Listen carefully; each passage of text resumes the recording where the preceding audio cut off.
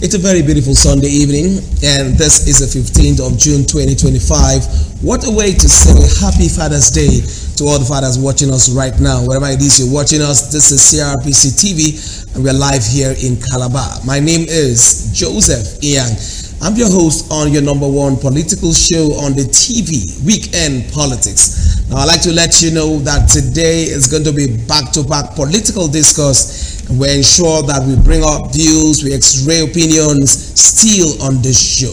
Now, I'd like you to call your friends wherever they're seated. Call your friends. Let's gather around the TV set as we x-ray political opinions and balance every shred of political thought. So today I have my first guest who is already seated on the hot seat. It's going to be a great moment to talk, about the last 2 years, both an executive, and also on Friday we had the legislature marking 2 years. So we do cutting across the two strata, the executive and the legislature. So today I have joining me a one-time commissioner in our dear state and currently honorable member, Cross River State House of Assembly. So I'd like to welcome Honorable Okon Owuna on the show this evening. Welcome to Weekend Politics, sir. Thank you very much.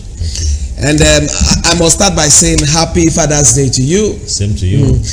And secondly, I have to say congratulations. You have, two things to receive that congratulations from me. One is now you are the chairman. A few weeks ago, you were made chairman of Finance and Appropriation Committee. You are the chair of that committee in the House of Assembly. Congratulations to you. And secondly, too, on Friday, your arm of government marked 2 years. So I'd like to say the second congratulations to you. Thank you very much. Now, let us begin to x-ray the executive. And on the 29th of May, His Excellency, the Governor of Cross River State, marked 2 years in office. How would you, as a legislature, assess the administration of Prince Bassey II in the last 2 years? Well, thank you very much, Mr. Young. In assessing the administration of His Excellency Senator Prince Bassey II as a governor of Cross River State within the past 2 years, for me, he has done greatly well. And to also say that there is no how the executive can perform, can be successful without having a back-to-back the support of the legislature. Because it's the legislature that does that pass the law, that formulate the laws which the executive implements and executes. So when you have an executive that is working hand in hand with the legislature, you expect to have a good success for the benefit of cross civilians. So I want to say the governor done extremely well, beyond expectation of what we thought it would be. Great. I love that statement, beyond expectation. Now, on the 29th of May, 2023, when His Excellency the Governor was sworn in, he made a statement, said he was going to consolidate on the gains of past administrations. Now, cutting across the administration of Mr. Donald Duke, Senator Lieli Moke, and Professor Ben Ayade. Now, let us look at that. Do you think His Excellency so far has achieved that desire to consolidate on the gains of those administrations? Yes, I want to say that he has really done well by kind of introducing his own policies, new policies, cutting across all the space of life, and also sustaining the gains of what the previous government have left behind for cross civilians. Government is a continuum. There was a time that in Cross River State, successful administration, when they come into power, they come with brand new policies. They abandon projects that were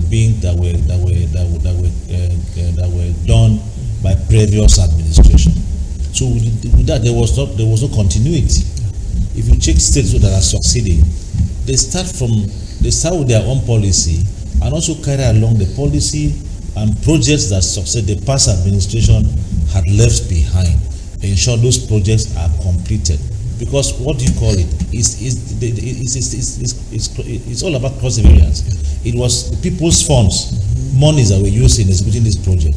So if a government comes and does not continue with the projects of the past administration, it's like getting those funds to be wasted.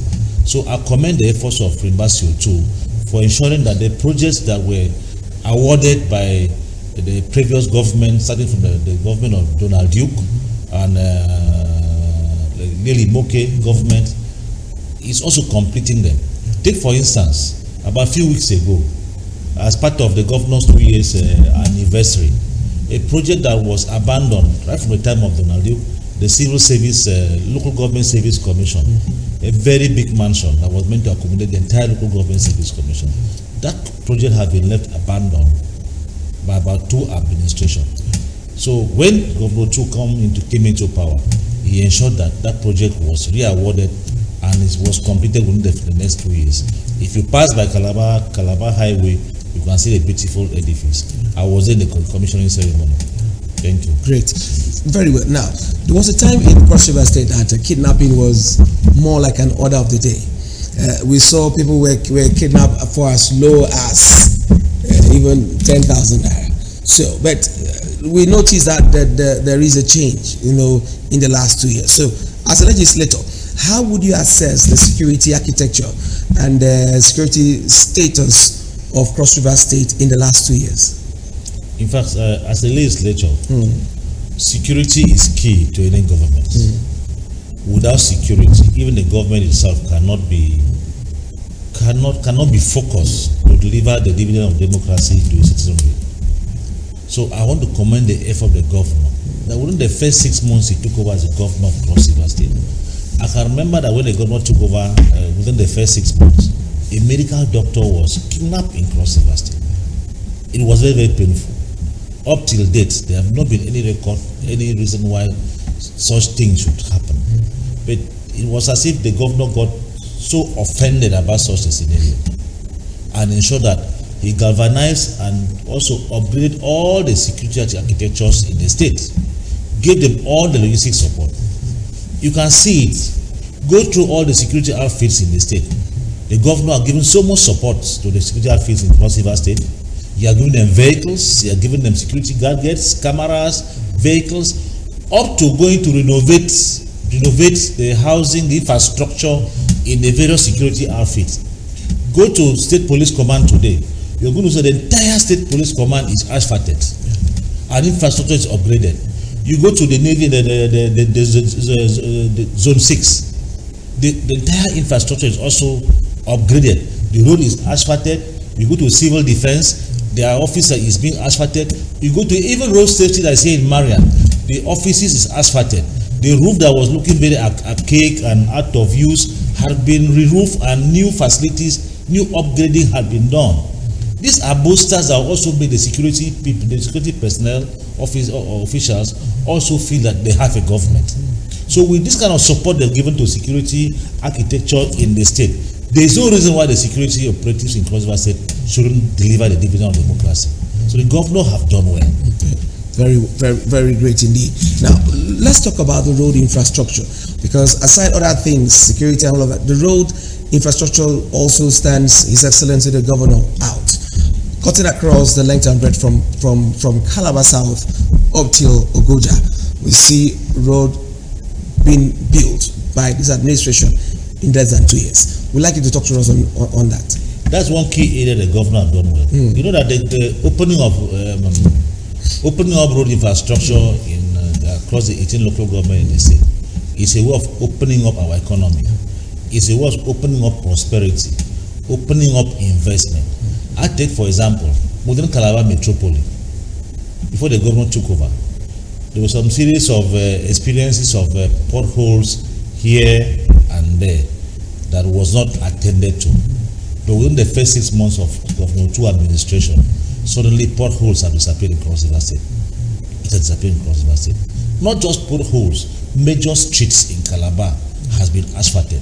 Especially with the new introduction of this concrete asphalting, that from what we are told, it lasts more than a normal asphalting. I've seen a few streets that around that one at Nyongedem Street, and about around MCC Street that concrete asphalting was tested. And for me, it's standing a test of time. beyond Calabar Metropole, my own local government, Akampa, we have a road that project was awarded by the federal government over 4 decades ago.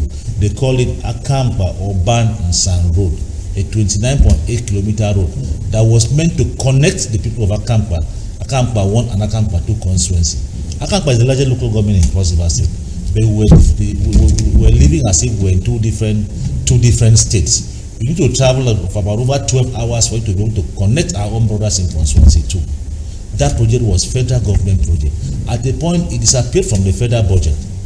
But it takes a man that fears God, a man that has his people at hand, to have taken over the federal government project, award it, not only awarding it to an indigenous contractor, Faith Plan Global Services, who is also from Akampa.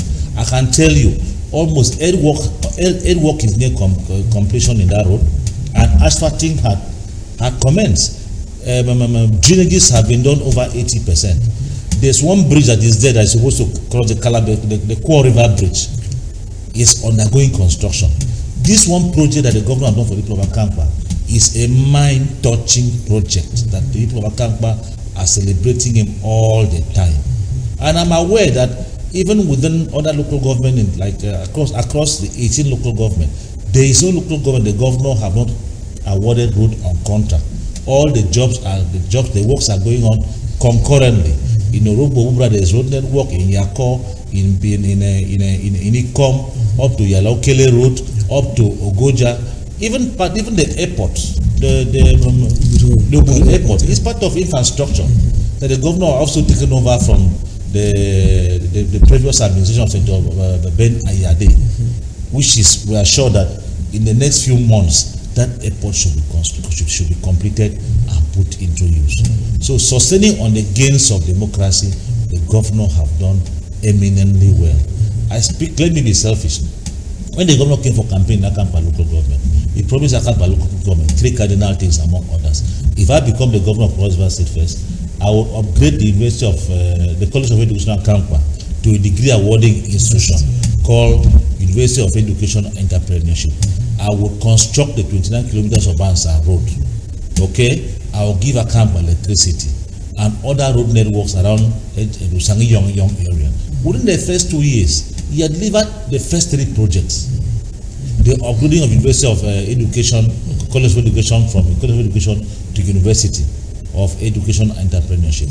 They just did that matriculation last week, and over 3,000 students were admitted in that school, in that university. You can see this is progress in action. Okay, and other infrastructure. Great. Now let me quickly butt in there. Yesterday at the government house, you were one of those that witnessed the signing of the asset sales agreement between the Cross River State government and the Biase Plantations Limited. Now let's look at the area of agriculture. This administration, how would you assess this administration in terms of agriculture in the last 2 years? Well, I want to say that Cross River State is an agrarian society.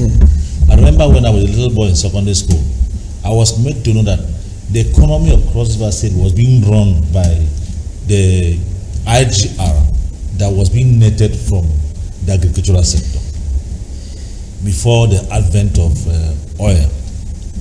But over time, most of these plantations and estate, some of them were being leased out for 99 years, some for life by previous administration. This particular one you have mentioned, Enord Industry, by then was called Cross River State Estate Limited. Okay, Cross River State Estate Limited was established by a loan sum that was collected by Cross River State by the then CDC. Okay, Commonwealth Development Company. That was a fund that was used to develop that estate. But some administration, when they came into power, they leased it for 99 years.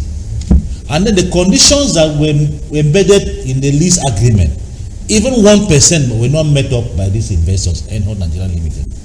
The estate became more moribund and worse.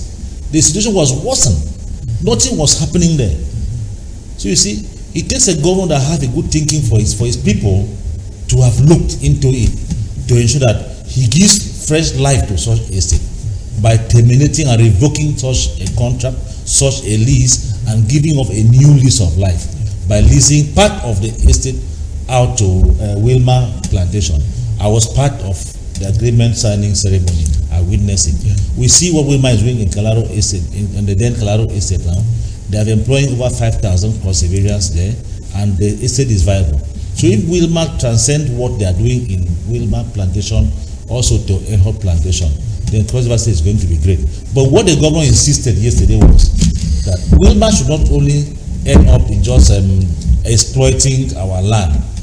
If they are cultivating oil palm, they should make sure that the end product, which is refining the crude palm oil to a finished product, is done in Akampa local government. That will create value addition to our people. You promote also the economy of Cross River State.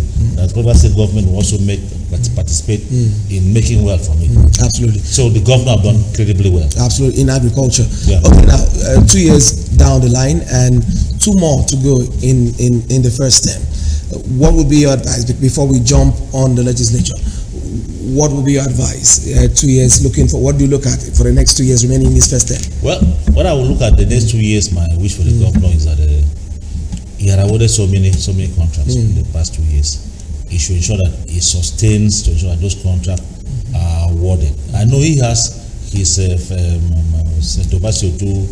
People First mantra policy framework.